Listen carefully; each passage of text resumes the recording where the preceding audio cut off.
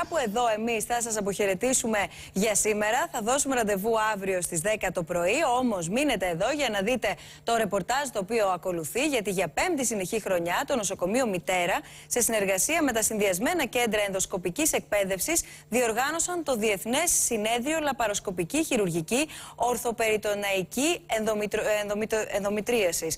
Αρχές, τεχνικές και τρόποι πρόληψης, γυναικολόγοι από όλα τα πανεπιστήμια της χώρας, καθώς και της Ευρώπης αλλά και της Αμερικής, συζήτησαν μεταξύ άλλων τις νεότερες θεραπευτικές τεχνικές της ενδομητρίωσης μέσω λαπαροσκοπικών επεμβάσεων.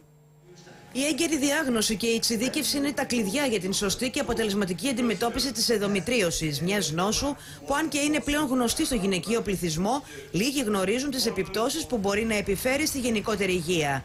Η ενδομητρίωση είναι μια ασθένεια που προσβάλλει τις γυναίκες μόνο κατά τη γόνιμη περίοδο της ζωής τους.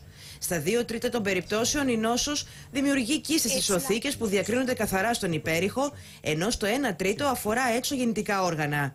Η διάγνωση αυτής της μορφής είναι εξαιρετικά δύσκολη, καθώς δεν δείχνει καθαρά σημάδια στον υπέρυχο. Η διάγνωση αυτή γίνεται σε ένα βαθμό ψηλαφιτικά, αλλά σίγουρα μόνο με λαπαροσκόπηση. Αν ένα κορίτσι, έστω και νέο και 18 ετών, συνεχίζει να πονάει παρόλο τη θεραπεία, γιατί κανείς πρέπει να δοκιμάσει πρώτα θεραπευτικά, αλλά εάν συνεχίζει να πονάει, τότε είναι σωστό να γίνει λαπαροσκόπηση. Η λαπαροσκόπηση πλέον αρχίζει και αυτή και αποκτά την θέση της στην αντιμετώπιση της ενδομητρίωσης.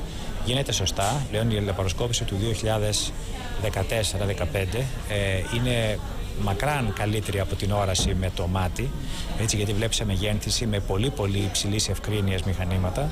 Μπορεί κανείς να δει λεπτομέρειες που δεν μπορεί να τις δει με το μάτι, να τις δει σε μεγένθηση και να είναι πάρα πολύ ακριβής. Περισσότεροι από 18 καθηγητές από το διεθνή χώρο προσήλθαν στο συνέδριο που διοργάνωσαν από κοινού το νοσοκομείο Μητέρα και τα συνδυασμένα κέντρα ενδοσκοπικής εκπαίδευσης και μίλησαν για την εμπειρία τους.